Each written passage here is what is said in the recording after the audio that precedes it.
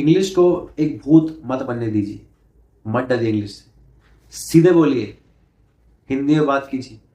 आपकी सोच कैसी है, आप समाज के लिए क्या सोचते हैं, आप बात किस तरह से करते हैं, आपके पास में ज्ञान कितना है, वो तय करेगा कि आप कितने स्मार्ट हैं, कितने बेवकूफ़ हैं। इंग्लिश या हिंदी तय नहीं करेगी आप कितने स्मार्ट हैं, कितने बेवकूफ़ हैं। आजकल के बच्चों को इंग्लिश तो आती होगी, उनको हिंदी नहीं आती है। मतलब ये कितने शर्म की बात है। दोस्तों, अपने ही देश में हिंदी बोलने पर क्यों शर्मा रहे हैं लोग? क्यों ऐसा हो रहा है कि भाई बड़े बड़े स्कूलों में, बड़ी बड़ी कंपनियों में इंग्लिश को इतना मैंडेटरी कर दिया गया है, अगर आप हिंदी में बात करोगे ना तो आपके ऊपर फाइन लग जाएगा। कितना सही है, कितना गलत है, इसके बारे में आइए बात करते हैं।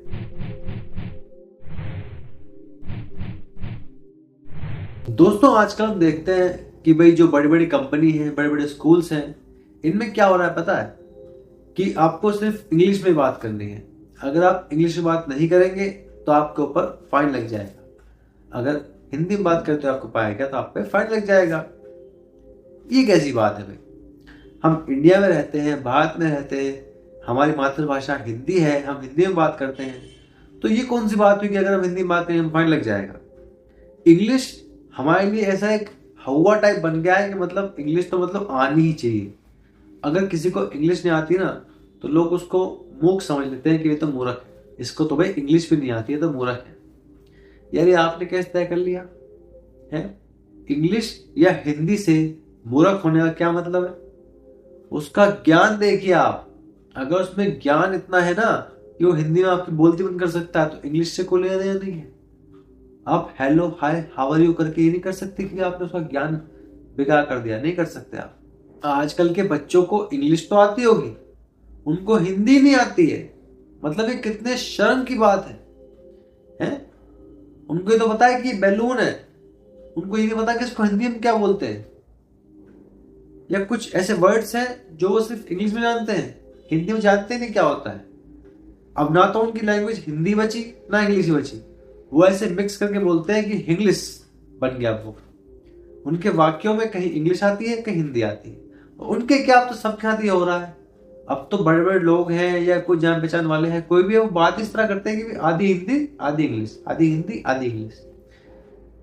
ना तो वो इंग्लिश ही रही ना वो हिंदी रही, सारी लैंग्वेज खराब कर दी हमारी। इंग्लिश आप सीख लीजिए, आनी चाहिए, अच्छी बात है, लेकिन इसका अर्थ ये नहीं कि भी अगर हिंदी बोल रहे हैं तो आपको शर्म आनी चाहिए। बिल्कुल नहीं। You should be proud of it कि भाई आपको हिंदी आती है, अपनी मातृभाषा पर गर्व करना सीखिए।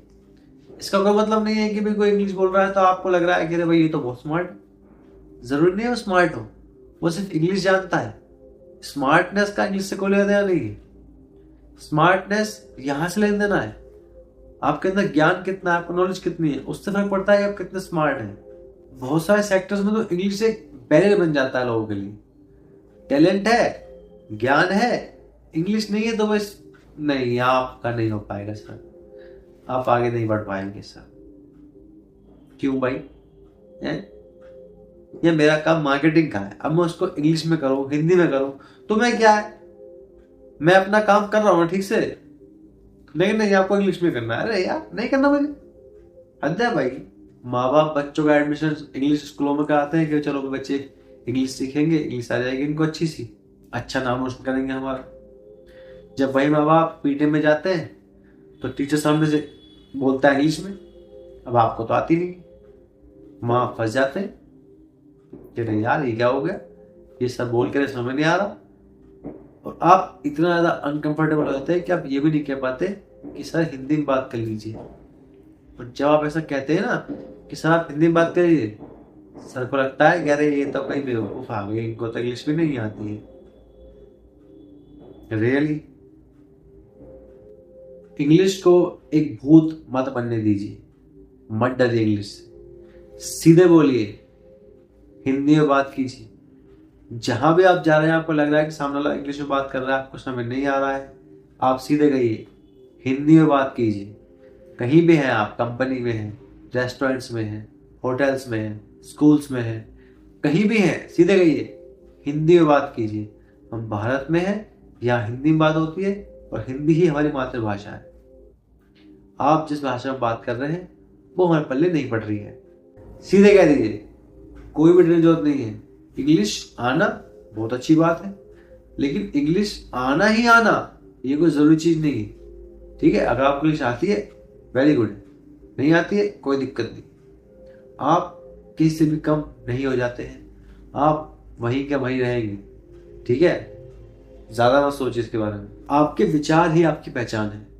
अब भले ही वो हिंदी में हो इंग्लिश में हो, उससे कोई फर्क नहीं पड़ता है। विचार अच्छे हैं तो अच्छे ही है, चाहे वो इंग्लिश हो या हिंदी हो। ठीक है, तो अच्छे विचार ही अच्छी चीजों को पैदा करते हैं। तो ये मत सोचिए कि भी इंग्लिश नहीं आती तो हम तो बेकार हो गए, नहीं। अच्छी चीजें आप हिंदी में भी कीजिए, कोई दिक्कत नहीं है। आपकी सोच कैसी है, आप समाज के लिए क्या सोचते हैं, आप बात किस तरह से करते हैं, आपके पास में ज्ञान कितना है, वो तय करेगा कि आप कितने स्मार्ट हैं, कितने बेवकूफ हैं। इंग्लिश या हिंदी तय नहीं करेगी आप कितने स्मार्ट हैं, कितने बेवकूफ। इंग्लिश को एक हवा मत बनने दीजिए। और कंपनीज में, स्कूल्स में या किस तरह के होटल्स में लोगों को ये चीज समझनी पड़ेगी कि भैया इंग्लिश ठीक है आपको आती है, लेकिन सामने बंदे को देख लो, अगर उसको हिंदी समझ में आए तो हिंदी में बात करो। अगर वो आपकी लैंग्वेज इंग्लिश में नहीं समझ पा रहा तो हिंदी में बात करो उससे। बाद में है ना, बाद में तो हिंदी में बात करो आप। दोस्तों, आज का एक वीडियो था इंग्लिश और हिंदी की जंग का एक वीडियो। किस तरह इंग्लिश लोगों के लिए एक हवा बन गई।